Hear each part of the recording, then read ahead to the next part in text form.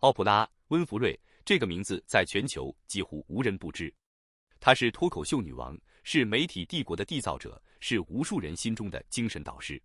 然而，在这本《我坚信》中，她展现的不是那个站在聚光灯下的超级明星，而是一个真实的、会脆弱、会迷茫、会挣扎的普通人。这本书源于1998年影评家基尼·希斯科尔问他的一个问题：你坚信的事情有哪些？这个问题让他哑口无言，也成为了他人生中最核心的问题。奥普拉说，每一天你都有机会深吸一口气，踢掉鞋子，站出来，然后舞起来，没有遗憾，用你能承受的最大的快乐和大笑充盈你的人生。他讲述了与蒂娜·特纳一起跳舞的经历。在那5分27秒里，他终于有机会感受到在舞台上摇滚是什么滋味了。他从来没有如此的不在行，如此的灵魂出窍。然而，突然间，他意识到，好了，姑娘，这马上就要结束了。如果我不放松下来，就会错过一切乐子。所以，他头向后甩，忘掉所有的跨步、转身、踢腿，就那么舞动起来。几个月后，他的导师兼好友玛雅·安吉洛寄给他一张 CD， 里面是里安·沃马克的一首歌。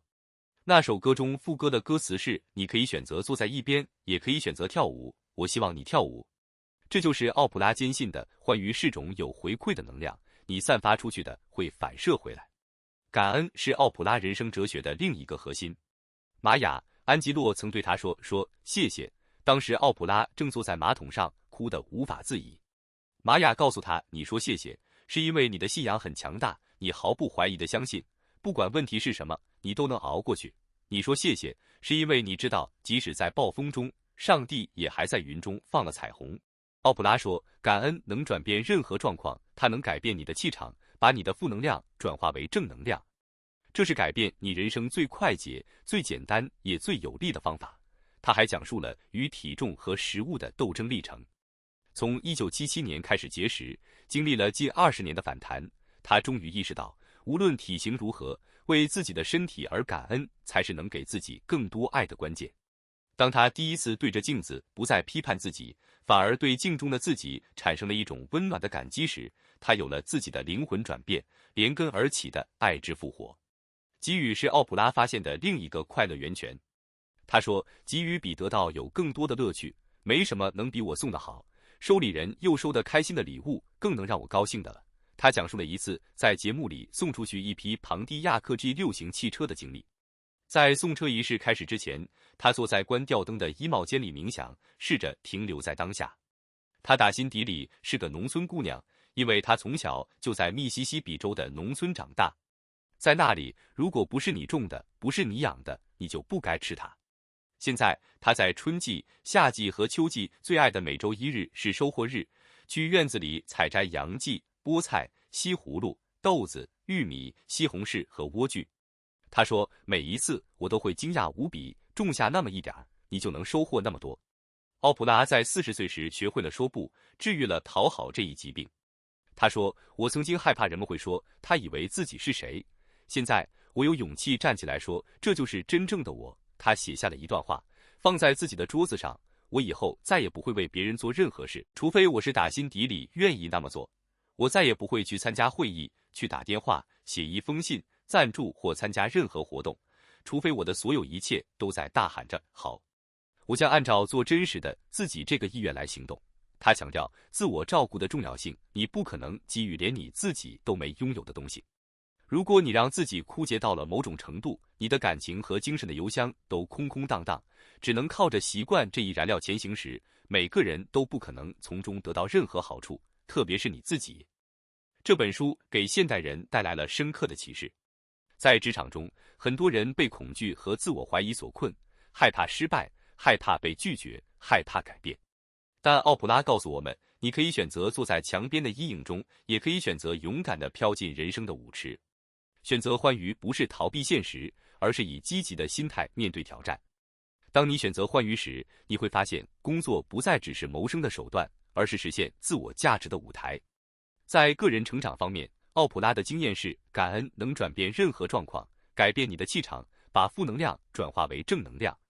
当你专注于生活中的好，你就会创造出更多的好来。这不是盲目的乐观，而是一种有意识的选择，选择看到光明而非黑暗。他还告诉我们，每个人都有无限的可能性。从密西西比农村女孩到脱口秀女王，她证明了梦想的力量。在人际关系方面，奥普拉发现给予比得到有更多的乐趣。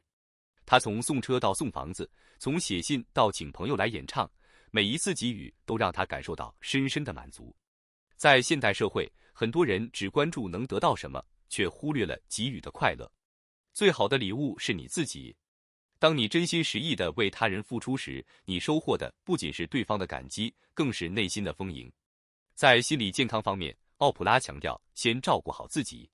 他说，你不可能给予连你自己都没拥有的东西。在现代社会，很多人为了满足他人的期望而过度付出，结果让自己精疲力竭。就像飞机上的氧气面罩理论，如果你不先自己把氧气面罩戴上，就绝对不可能救其他任何人的命。自我照顾不是自私，而是为了能够更好地爱他人。这本书告诉我们，人生中最重要的事情，往往是最简单的，选择欢愉，心存感恩，真心给予，做真实的自己。奥普拉用他的人生经历证明，即使在最黑暗的时刻，只要你保持敞开的心扉，光明终会到来。他说，我最高的成就是从来都没有关闭我的心门。即使是在我人生最黑暗的时刻，被人性侵犯，14岁就怀孕，谎言和背叛，我都保持着坚贞，充满希望，愿意看到人性的闪光点。这是他最核心的信念，也是他给我们最珍贵的礼物。在这个充满不确定性的时代，愿我们都能从奥普拉的故事中汲取力量，选择欢愉，心存感恩，做真实的自己。在更宏观的层面，奥普拉的故事告诉我们，人生中最强大的力量往往来自最简单的选择。选择欢愉，不是因为生活没有困难，而是因为即使在困难中，我们仍然可以选择如何看待它。选择感恩，不是因为一切都完美，而是因为即使不完美，我们仍然可以找到值得感激的事情。选择给予，不是因为我们拥有很多，而是因为给予本身就是一种丰盈。选择做真实的自己，不是因为我们不在乎别人的看法，而是因为我们知道，只有真实的自己才能带来真正的幸福。奥普拉还告诉我们，人生中最珍贵的时刻，往往是最简单的时刻。一杯浓郁的咖啡，配上最完美的榛子奶精，是4星级的欢愉；带着狗去林子散步，是5星级的欢愉；坐在橡树下看周日的报纸，是4星级的欢愉；一本好书，是5星级的欢愉。这些看似平凡的时刻，当我们用心去感受时，就会发现它们蕴含着深深的满足和幸福。奥普拉说，人生中充满了令人开心的财富，只要我们能停顿片刻去欣赏它们。他把这些时刻叫做阿哈一刻，学会了为自己创造这种时刻。在自我成长方面，奥普拉的经验也值得我们学习。她从一个密西西比农村的小姑娘，成长为全球最有影响力的女性之一。这个过程中，她经历了被人性侵犯、14岁就怀孕、谎言和背叛等人生最黑暗的时刻。但她从未关闭心门，始终保持着坚贞，充满希望，愿意看到人性的闪光点。她用实际行动证明了，不管攀登的过程有多艰难，总有方法能让一线光芒照亮前行的道路。这种坚韧不拔的精神，是她给我们最珍贵的礼物之一。在人际关系方面，奥普拉与玛雅·安吉洛的友谊是他人生中最宝贵的财富之一。玛雅教会他在最困难的时候说谢谢，教会他感恩的力量，教会他如何在逆境中保持希望。这种深厚的友谊告诉我们，人生中最珍贵的不是物质财富，而是那些真正理解你、支持你、爱你的人。奥普拉说，能够意识到并创造这些4星级、5星级的经历，会让你如沐神恩。他每天都很努力地为别人做点好事，不管他认不认识那个人。这种对他人真诚的关爱，是他人生哲学的核心。最后，这本书还让我们看到了一个真实的奥普拉。他不是完美的，他也曾经为体重而苦恼，为讨好他人而疲惫，为找不到人生方向而迷茫。但正是这些真实的挣扎和成长，让他的人生哲学更加有说服力。他用自己的经历告诉我们，做真实的自己，接受自己的不完美，在欢愉、感恩和给予中找到人生的意义。这是他给我们最珍贵的启示。在这个充满挑战和不确定性的时代，愿我们都能从奥普拉的故事中汲取力量，选择欢愉，心存感恩，真心给予，做真实的自己。这是这本书最核心的价值所在。从心理学的角度来看，奥普拉的感恩实践是一种强大的心理工具。研究表明，经常练习感恩的人更容易感到幸福，更少感到抑郁，睡眠质量也更好。奥普拉的感恩日记不是简单的记录，而是一种有意识的选择，选择关注生活中的美好，而非不足。这种心理转变需要练习，但一旦养成习惯，就会对整个人生产生深远的影响。在现代社会，我们很容易被负面新闻、工作压力和人际关系困扰所淹没，而感恩就像一盏明灯，帮助我们重新看到生活中的光明。从组织管理的角度来看，奥普拉的领导风格也给我们提供了宝贵的启示。他不是那种高高在上的领导者，而是一个愿意与团队分享欢笑、共同成长的人。他与盖尔·基恩的深厚友谊，他对员工的真诚关怀，他对工作的热情和投入，都展示了一种新型的领导力，不是通过权力和控制来领导，而是通过真诚、关怀和共同愿景来影响他人。这种领导力在当今的扁平化组织和知识经济时代尤为重要。从文化传承的角度来看，奥普拉的故事也让我们反思什么是真正的成功。在很多人眼中，成功就是财富、名望和权力，但奥普拉告诉我们，真正的成功是内心的丰盈、人际关系的和谐以及对他人和社会的贡献。她从密西西比农村的小姑娘成长为全球最有影响力的女性之一，但她从未忘记自己的根源，始终保持着对生活的热爱和对他人的关怀。这种价值观在当今物欲横流的社会中尤为珍贵。它提醒我们不要被表面的光鲜所迷惑，要追求真正有意义的东西。在教育和人才培养方面，奥普拉的经验也值得我们学习。他深知教育的力量，通过他的节目和基金会，帮助了无数人获得教育机会。他说：“我非常努力地撒下人生的种子，令我可以不断地有了新的梦想。”他的梦想之一就是想要人人都能吃上从农场直接送上餐桌的新鲜食物，因为更好的食物是更好人生的基础。这提醒我们，教育和健康是改变命运的两大基石。投资于教育和健康，虽然短期内看不到明显的回报，但长期来看却是最有价值的投资。综上所述，这本书不仅是一部个人成长的指南，更是一部关于如何过有意义人生的教科书。奥普拉用他的人生经历告诉我们，即使在最黑暗的时刻，只要我们保持敞开的心扉，选择欢愉，心存感恩，真心给予，做真实的自己，我们就能找到人生的意义和幸福。这是他给我们最珍贵的礼物，也是这本书最核心的价值所在。愿我们都能从中汲取力量，在这个充满挑战和不确定性的时代，活出最精彩的自己。奥普拉还告诉我们，人生中最珍贵的时刻，往往是最简单的时刻。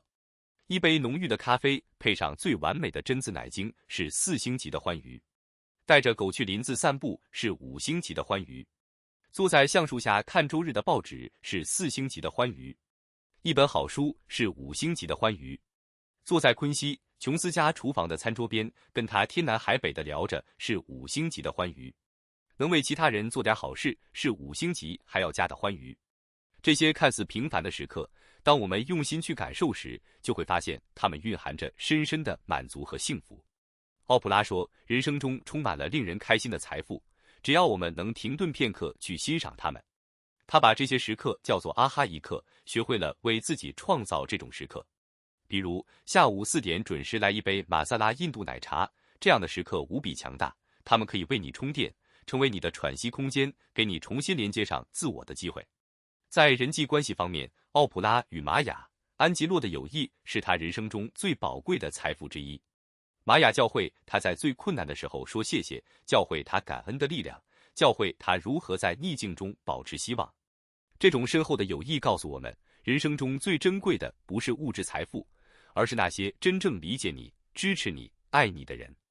奥普拉还讲述了他58岁生日时，朋友们为他请来斯纳腾·卡瑞演唱的惊喜故事。当他看到斯纳腾·卡瑞走上他的前门廊时，他哭了起来。他的朋友玛利亚握住他的手说：“你不愿为自己这么做，所以我们就为你这么做了。”这种被朋友深深爱着的感觉，是人生中最珍贵的礼物之一。在自我成长方面，奥普拉的经验也值得我们学习。她从一个密西西比农村的小姑娘，成长为全球最有影响力的女性之一。这个过程中，她经历了被人性侵犯、14岁就怀孕、谎言和背叛等人生最黑暗的时刻。